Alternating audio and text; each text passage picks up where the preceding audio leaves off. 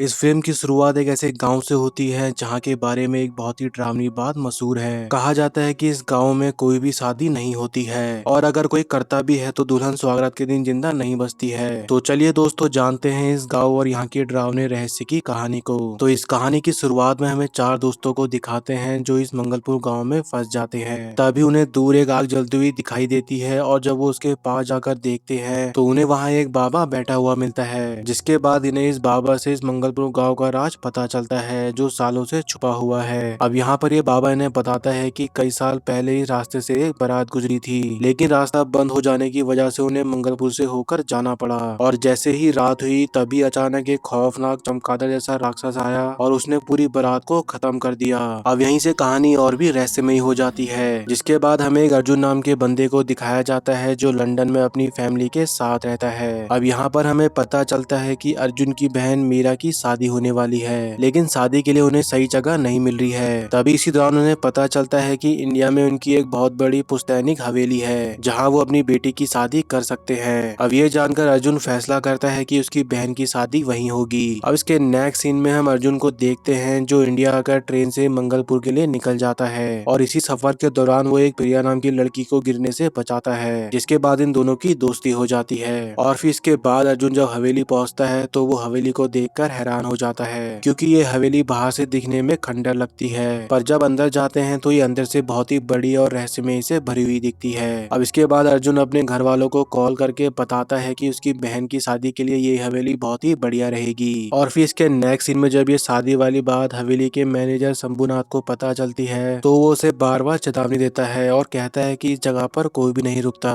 और जो भी यहाँ रुका है वो जिंदा नहीं बचा है। लेकिन अर्जुन इन बातों को अंधविश्वास समझकर नजरअंदाज कर देता है और अगले दिन एक जुगनू नाम के वेडिंग प्लानर को बुलाकर शादी की तैयारियां शुरू कर देता है, जिसके बाद वो धीरे धीरे हवेली में होने वाली अजीब घटनाओं को नोटिस करने लगता है, जिसमें उसे रात को अजीब सी आवाजें आना और ऐसा लगना जैसे कोई हर समय उस पर नजर रख रहा हो, ये सब चीजें उसे फील होने लगती है। अब इसके बाद यहाँ से कहानी में एक नया मोड़ आता है जब अर्जुन को शंभुनाथ उस हवेली में शादी करने के लिए मना करता है। तभी अर्जुन कहता है जब इस गाँव में लोग शादी ही नहीं कर सकते तो इतने सारे लोग यहाँ कैसे आए। अब अर्जुन की इस बात का जवाब देते हुए शंभुनाथ उसे इस गांव की कहानी बताता है और कहता है हजारों साल पहले जब एक असुर कन्या और एक देवपुत्र को आपस में प्यार हो गया था तो दोनों एक दूसरे से शादी करना चाहते थे, लेकिन ऐसा हो नहीं सकता था। इसलिए बाद में जाकर जब उनका एक बेटा हुआ जिसे असुर कन्या पालना चाहती थी, पर उसे मालूम था अगर ये बात देवताओं को पता चली तो वो नाराज हो सकते हैं, इसलिए असुर कन्या ने अपने बेटे को अंधेरे के राजा को सौंप दिया और यहीं से वो बच्चा आगे चलकर बदूसुर बनता है, जिसने कठोर तपस्या करके भगवान शिव को प्रसन्न करके उनसे चिरंजीवी होने का वरदान प्राप्त किया।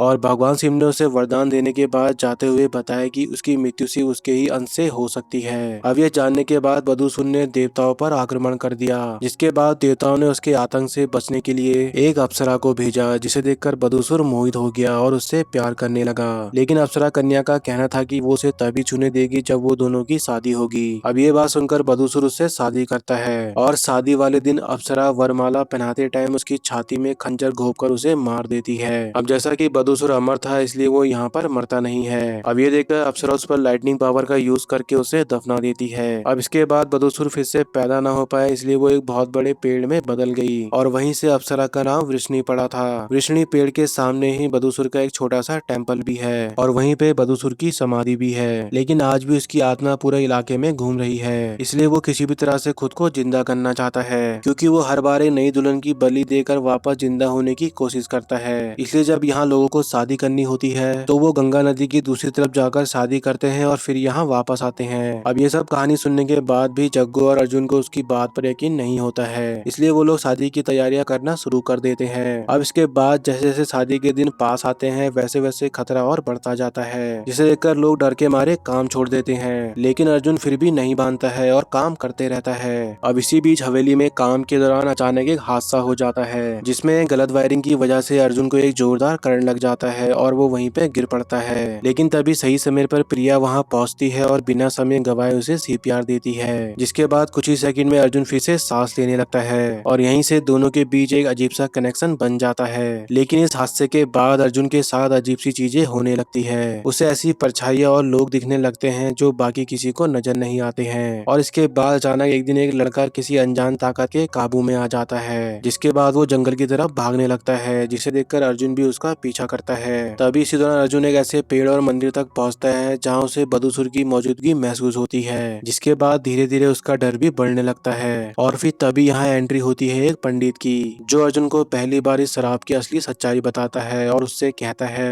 ये हवेली साधारण नहीं है, बल्कि एक ऐसी जगह है जहाँ एक खतरनाक शक्ति जागने वाली है, और अगर तुम्हें इस शराब को रोकना है तो तुम्हें हवेली के एक बंद कमरे को खोलना होगा। और उस कमरे की चाबी किसी आम इंसान के पास नहीं बल्कि राजा दुष्यंत के पास है, जो ये सब करवा रहा है। लेकिन जब वो वहाँ पहुँचता है तो वो देखता है कि राजा दुष्यंत बिल्कुल बदल चुका है और अब वो किसी को पहचान भी नहीं पाता है। इसलिए राजा यहाँ पर अर्जुन को चाबी देने से साफ मना कर देता है, और यहीं से अर्जुन को एहसास होता है कि इस कहानी में सिर्फ बदुसूर ही नहीं बल्कि उसका अपना पूरा परिवार भी इस राजा से जुड़ा हुआ है, और अगर वो अब ये चाबी हासिल नहीं कर पाया तो आने वाली रात उसकी बहन के लिए आखिरी रात साबित हो सकती है। दोस्तों, कहानी में आगे बढ़ने से पहले मैं आपको अर्जुन का इस हवेली और राजा से क्या कनेक्शन है वो बता देता हूँ। तो दोस्तों, दरअसल राजा दुष्यंत इस हवेली का असली मालिक है और वही सालों से बदुसूर को रोकने की कोशिश कर रहा है। दरअसल राजा के दो शिष्य थे, वासुदेव और माधव नाम के। वासुदेव वही इंसान है जिसे अर्जुन अपना पिता मानता है, लेकिन सच्चाई यह है कि वासुदेव उसका असली पिता है ही नहीं। असल में अर्जुन माधव का बेटा है, और यही माधव वो इंसान था जिसे बदुसूर ने अपने वश में कर लिया था। मतलब अर्जुन के अंदर भी उसी बदुसूर का अंश मौजूद है, और इसी वजह से वही सबको खत्म कर सकता है। इसलिए जब यहाँ पर अर्जुन चाबी लेने जाता है तो राजा उसे पहचान नहीं पाता है और चाबी देने से मना कर देता है, क्योंकि ऐसा करके वो अपने बेटे माधव को बचाने की कोशिश कर रहा होता है, जो कि अब बदुसूर के काबू में है। दरअसल ये सब तांत्रिक क्रिया राजा दुष्यंत ही करवा रहा होता है, क्योंकि अब तक 12 दुल्हनों की बलि दी जा चुकी है, और अगर 13वीं बलि पूरी हो गई तो बदुसूर हमेशा के लिए वापस आ जाएगा, जिससे राजा का बेटा माधव बदुसूर के शराब से मुक्त हो जाएगा। लेकिन अब ये सच्चाई सामने आने के बाद अर्जुन हालातों को और बिगड़ता हुआ देखता है, जिसके बाद उसे किसी तरह से वो चाबी मिल जाती है, और फिर इसके बाद वो उस बंद कमरे को खोल देता है। अब इसके बाद कहानी में आगे एक बहुत बड़ा खुलासा होता है, जिसमें हमें बताया जाता है कि अगर बदुसूर 13वीं दुल्हन की बलि पूरी करने में कामयाब हो गया तो बदुसूर फिर से जिंदा हो जाएगा,